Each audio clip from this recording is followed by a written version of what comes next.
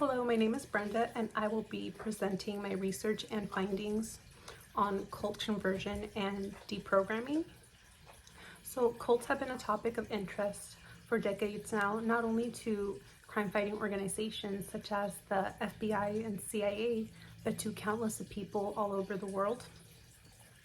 There have been countless documentaries and movies such as Midsommar and Hereditary that depict cults, but what the movie industry does not do is explain how these people are able to manipulate hundreds of people to do horrible things. Cult leaders tend to make themselves seem unique, but in reality they all share the same tactics to control and manipulate. They use compliance gaining tactics such as reciprocity, consistency, authority, unity, reward tactics, and liking. And they also use persuasive message tactics such as message repetition, coercion, message and persuasion, love bombing, fear and guilt, and the illusion of informed choice. And these are just a few of the persuasive message and compliance gaining tactics used by cult leaders. They gain a person's complete trust, and in doing so, they gain control over their whole life. And you may be wondering to yourself, how could anyone fall for that? And you may be wondering if you could possibly fall for these tactics. And nobody is immune to manipulation and persuasion. An ex-cult member, Mark Vicente, has said, "Nobody intentionally joins a cult. Just like nobody intentionally sets out to get screwed over by a car dealer, but these persuasive principles can be highly effective no matter what someone is selling." So from murder to mass suicide, cult leaders have persuaded their followers to do things the average person would never think of doing. So how does a single individual gain complete control and power over hundreds of others, and how do they manipulate them into complying to their horrible requests? And contrary to popular belief, cult members were relatively normal people before they joined a cult. Matt Davis, in his article, 4 Psychological Techniques Used to Recruit Members, he says, cults don't want completely unpredictable people to join them. Rather, they want relatively stable people who can work to forward the cult's goals and donate money.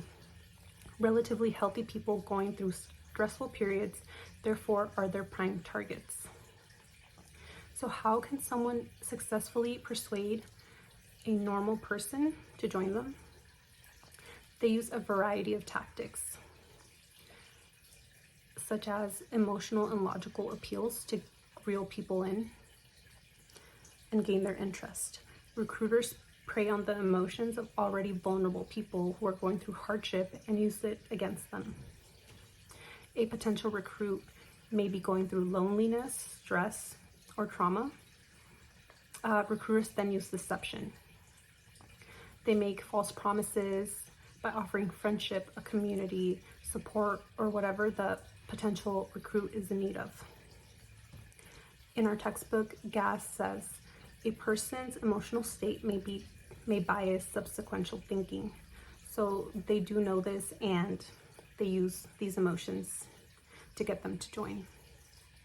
They also use logical appeals to provide proof of the ways that they have helped others. This may involve inviting a potential recruit on retreats or having members give testimonies of how the cult has helped them or saved them. They use pre-giving and love bombing to make a potential recruit feel special. Using these techniques on an already vulnerable person is highly effective. Their techniques are so effective that people who join cults don't even know that they're joining a cult. In the book Recovery from Cults, Help for Victims of Psychological and Spiritual Abuse by Langon, she says, people join cults not because they make a rational, informed choice. They join because they are duped. And once someone has joined a cult, it's almost impossible to leave, not just in the sense that you're being held against your will, but because cults make it emotionally and psychologically impossible for you to leave. By using reciprocity and the pre-giving tactic, members feel obligated to comply to a cult's request. by first giving a member what they need, whether it be love, attention, safety, shelter, or salvation. Cults create indebtedness. Pre-giving is also an effective tactic to gain liking. So cult leaders need people to like them, not just like them, but adore them, see them as God, basically. Cult leaders portray themselves as charismatic, charming, and caring, when in reality they are narcissistic sociopaths who manipulate and have little regard for the well-being of their members. They promote liking and have a high image of themselves. They persuade their followers to believe that they are powerful and all-knowing. They use the promise, a reward tactic if a cult member complies, and a punishment tactic if they do not comply. Since they have their members convinced that they are all-knowing and that they possess godly powers, they use both positive and negative expertise. Since they know better, complying to their request will mean that they will have a positive outcome, while not complying will have a negative outcome. For example, Jim Jones, the leader of the People's Temple cult, successfully convinced hundreds of his followers to commit mass suicide. He was known to be charismatic, and he advocated for equal rights for people of color, and by doing so he gained a lot of people of color to join his cult. He had his followers convinced that he cared about them and that he would save them from worldly dangers. And his followers complied to his extreme request, the last being suicide. An ex-member, Al Mills, who survived, has said, when asked why he did what he did, he said, "Because I believed he was God. We all believed he was God." And another powerful tactic used by cult leaders is the fear appeal. Cults prey on the fears of their members and use the fears to persuade and manipulate them. This technique is used once someone is already a member of the cult to keep them from leaving. Going back to Jim Jones, the leader of the People's Temple cult, he used this technique to gain compliance from his followers. In the book Exploring Persuasion in the Rhetoric of the Heaven's Gate Club cult, by Haley Draper, she says, Jones played upon the fear of nuclear war and promised his followers that they would only be safe if they obeyed his every command. His followers were convinced that if they left, they would face serious consequences and that only Jim Jones could save them.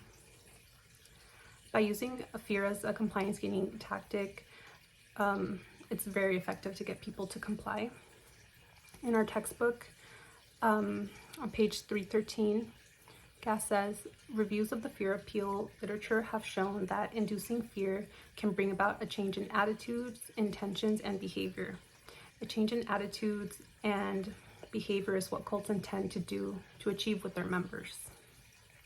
They introduce fears that members did not have before they joined the cult.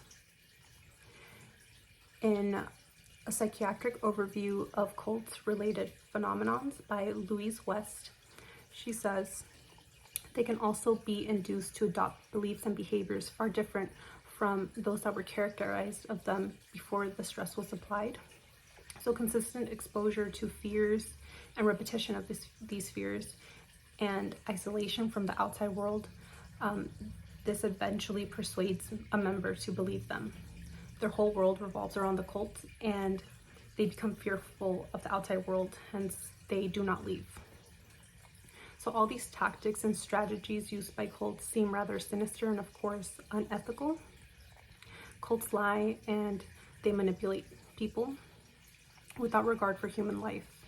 Cults have one goal, which is personal gain. They promise vulnerable people a life of prosperity while having no intention to keep that promise. And many people tend to judge cult members and consider them gullible for believing these lies, but they don't look into why someone would fall victim to these tactics that cults use. And no one is safe from the persuasion and compliance gaining tactics of cults. There's the not me myth. which makes normal people believe that they are not susceptible to manipulation. But multiple studies have shown that anyone can be manipulated into joining a cult. Even after extreme research, I still am not convinced I could be manipulated into joining a cult, but who knows? So, in a book, Cults in Our Midst by Singer, she says, despite the myth that normal people don't get sucked into cults, it has become extremely clear over years that everyone is susceptible to the lure of these master manipulators.